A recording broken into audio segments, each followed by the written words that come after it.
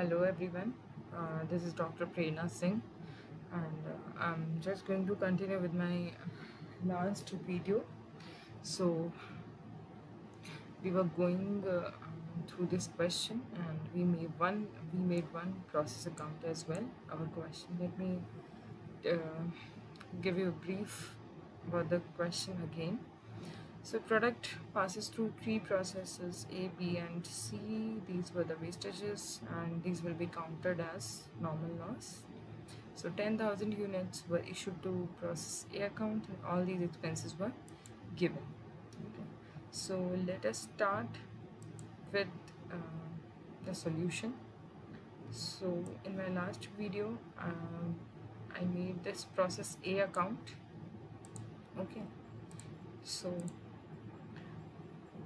let us just quickly beef out this process A account. All the expenses were written here, and normal loss was given as 3% of the input. After that we calculated the cost per unit by calculating a simple basic formula, and all these things were calculated. Okay, and the normal loss was 200 units. So today we are going to continue with process B account. If we have done the process A account, process B account is very easy. In the process B account, first we have to make sure that whether we have transferred the amount of output to this process A account as input, because this is a process. So if the goods are coming from one process, they will be automatically transferred to the second process. So all the expenses are written here. So this table is given for the expenses. The sundry material is 1500, labor is 8000, direct expenses 1188 rupees. So here we have written all these things here. Okay, and now we have to calculate the amount of normal loss, which is 5% of the input. It is given in the question here. It is 5% for B process. So 9500 was the input, and the 5% of 9500 will be 475 units, and 475 units will be our normal loss. Okay, so 5 it was given in the question that the wastage of process B will be sold at 50 paisa per unit. So here we have multiplied the 475 units into 50 paisa, so the amount will come to 238 rupees. Till now everything is very clear, but now we have to calculate whether there is any abnormal loss or abnormal gain. So before doing this, we have to just uh, calculate the amount which is to be given, which is to be written in this output column. So here we are provided that the actual output of B process is 9100 units. So one thing we can surely written here that it will be 9100. Okay, the output which is to be transferred to the process C account. Okay, so here we have to do one simple calculation, that if our input was 9500 units and the normal loss was 475 units, so the output should be 9025 units, but it is actually 9100 units. How can it be more than the input or more than the normal loss which we calculated earlier?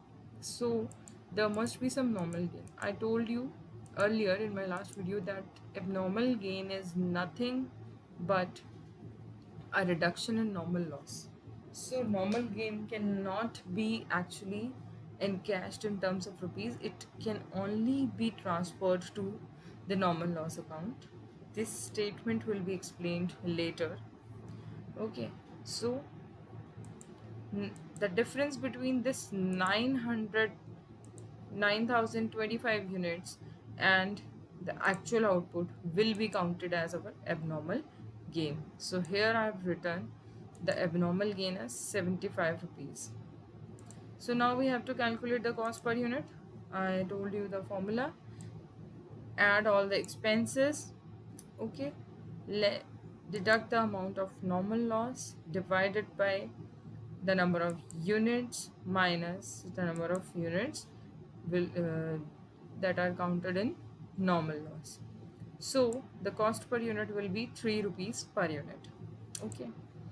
So we'll multiply the output, the number of units in our output, 9500 into 3 rupees, and the amount of abnormal gain into 3 rupees. So here we have made our process B account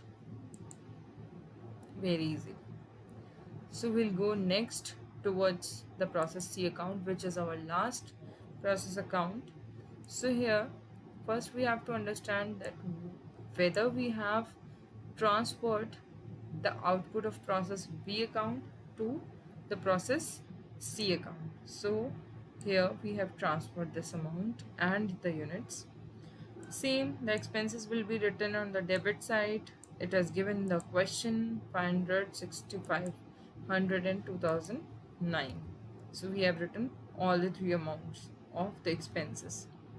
Next, we'll have to calculate the amount of normal loss. Normal loss is given as 8%. 8% of what? Input. So our input is 9100. 9100 into 8% will be 728 units. The wastage of process C account will be sold per unit. So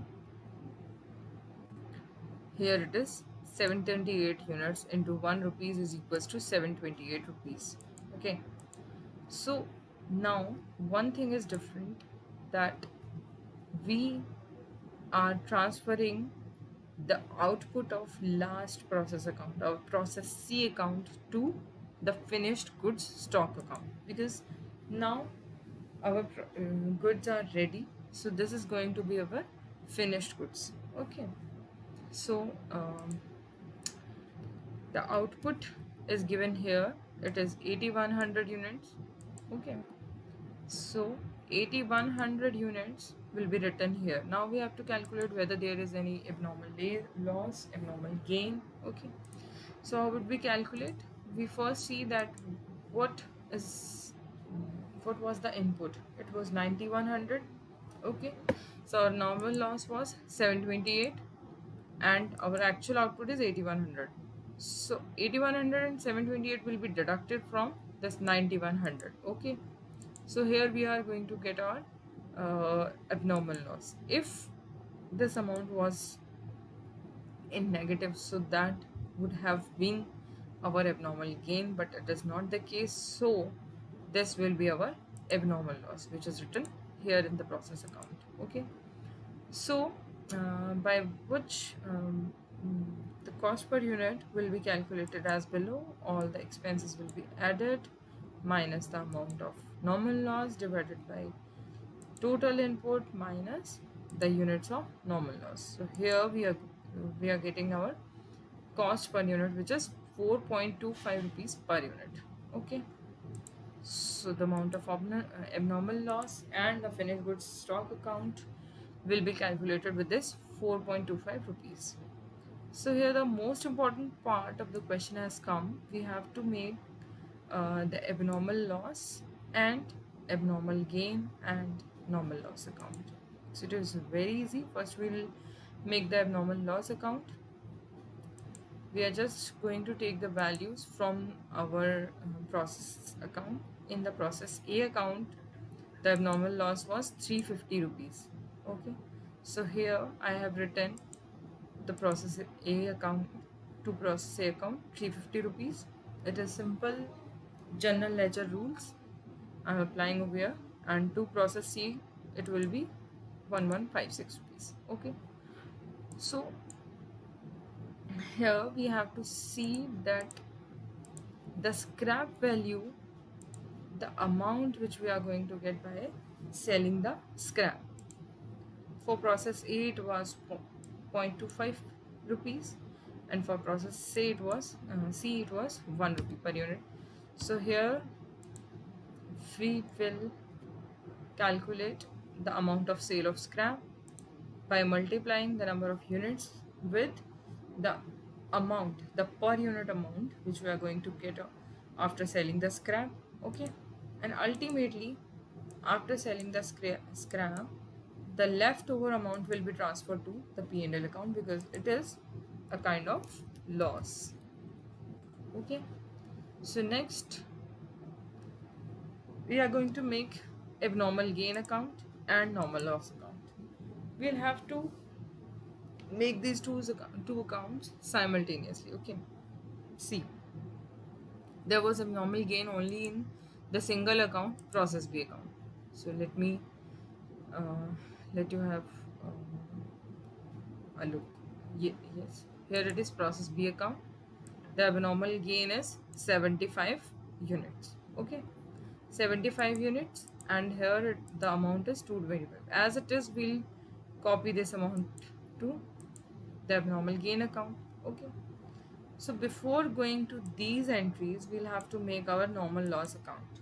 Okay, normal loss was given in all the three accounts, so we are going to write it as it is here in the normal loss account.